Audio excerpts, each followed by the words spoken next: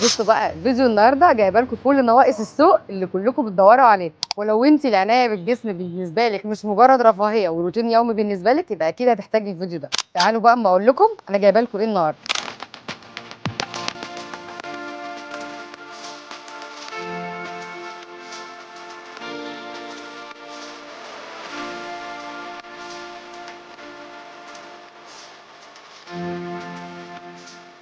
هبدا معاكم بالباديكير. معانا املاح كليوباترا الشكلين، الاحمر والموف، ومعانا املاح افونا، وكمان مقشر القدمين بتاع ايفا، ومعانا كعب الغزال بتاع ايفونا اللي كلكم سالتوني عليه. النهارده وفرته لكم في رأفت الصيام بكميات كبيره جدا. نيجي بقى للبرايفت اريا اللي هي الاماكن الخاصه. تعالوا بقى ما اقول لكم انا جايبه لكم ايه النهارده. نيجي لاول حاجه معانا شاور العكر الفاسد، ده بيدي لون وريحه وترطيب، حاجه حلوه قوي قوي قوي وروعه. تاني حاجه معانا البيكيني باتر، طبعا كلكم عارفين ايه هو البيكيني باتر. عشان تكملي علاقتك الشخصيه جبت لك كريم كاندي تفتيح.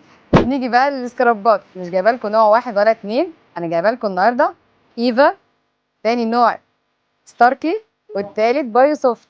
نيجي لاكتر حاجه كانت ناقصه وما كانتش موجوده، الناس كلها سالتنا عليها، هي مجموعه الحمام المغربي بتاعت كليوباترا.